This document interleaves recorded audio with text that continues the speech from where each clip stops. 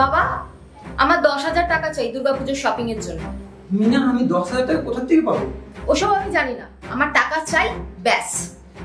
আমি চেষ্টা করছি, কিন্তু আমার কাছে এত টাকা নেই।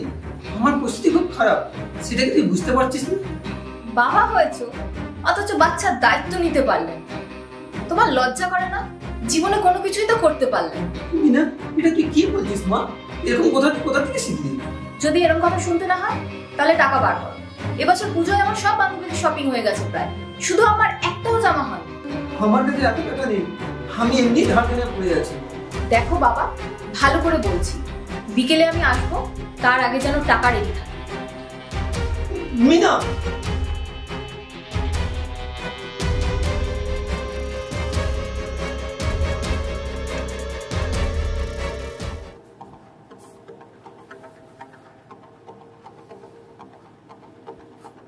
এই নে মা। এই তো এলো তো টাকা। জানতাম চাপ দিলে ঠিক কাজ হবে।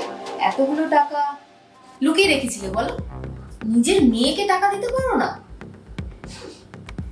এবার আমার পুজোটা ভালোই কাট। মিনা, আমার তোকে খুশি দেখতে ভালো লাগে। আমি চেষ্টা করি যাতে তোর ইচ্ছাগুলো আমি পূরণ করতে পারি, কিন্তু মা, আমি তাকে ইচ্ছা করে লুকিয়ে রাখি না। আবার মিথ্যে কথা বলো তো, বলো তো, আর কত টাকা তুমি লুকিয়ে রেখেছো? কি হলো, পালাচ্ছ কোথায়? মিনাদি, তুমি জানো তোমার বাবা এই টাকা তোমাকে কিভাবে দিয়েছে? দেখ বিকাশ, তুই পাশের বাড়ির ছেলে, পাশের বাড়ির মধ্যেই থাক, আমাদের পার্সোনাল ম্যাটারে ঢুকিস না। ঢুকবো না? বেশ করেছি ঢুকেছি। যে মেয়ে তার নিজের বাবার উপর দয়া মায়া নেই, সেরকম মেয়েকে আমি সহ্য করতে পারবো না মিনাদি। দেখ, এবার কিন্তু খুবই বাড়াবাড়ি হচ্ছে। তুমি জানো তোমার বাবা উনি লাস্ট নিজের সম্বলটাও বিক্রি করে দিয়েছে, যেটা তোমার মা খুব গর্ব করে সাজিয়ে রাখতেন। ওনার কলেজে যেটা সে গোল্ড মেডেলটা। কি করে যা বিকাশ। না কাকু, আজকে আমাকে বলতে দিন। এই মিনাদির আপনার প্রতি দুর্ব্যবহার আমি অনেকদিন দেখছি। বাবা, ওটা তুমি বিক্রি করে দিলে?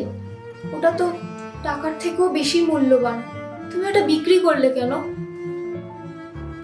মিনাদি, সেটা তুমি নিজেকে প্রশ্ন করো।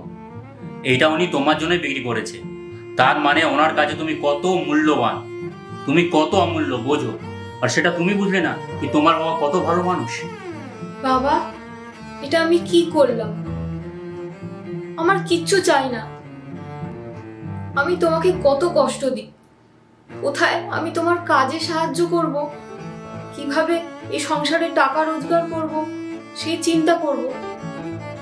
থাক মা, আর বলিস না। আমার তোকে নিয়ে কোনো অভিযোগ নেই। দেখছো, অত কিছু হওয়ার পরও তোমার বাবা তোমার প্রতি কোনো অভিযোগ নেই। এটাই হচ্ছে আমাদের বাবা মা, কিন্তু আমরা সন্তানরা সেটা কখনো বুঝতে পারি না। কাকু, আমি চলি।